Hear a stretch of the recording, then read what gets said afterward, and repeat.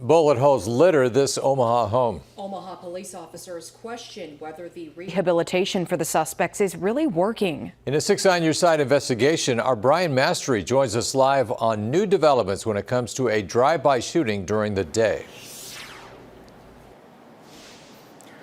John and Aaron, Omaha police arrested two 17-year-old males for the drive-by shooting. They're currently here at the Douglas County Youth Center. It works this way in the system because they are 17 and treated as a juvenile unless a county attorney decides otherwise. Well, 6 News on Your Side Investigates has learned that the county attorney is going to try these two juveniles now as adults.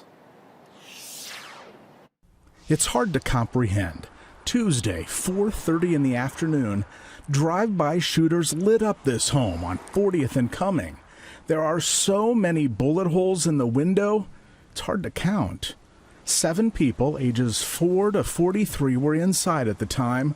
Remarkably, only one was hit by shrapnel, and that individual, according to police, refused medical attention. This house has been targeted several times, so this is not the first time this house has been targeted.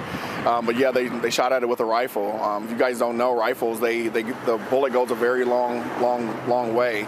That's Omaha Police Union President Tony Connor.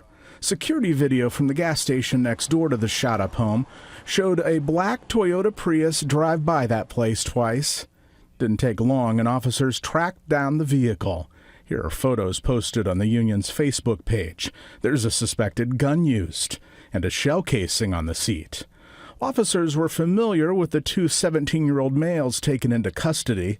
They call it the system's revolving door, where police keep dealing with the same juveniles over and over again.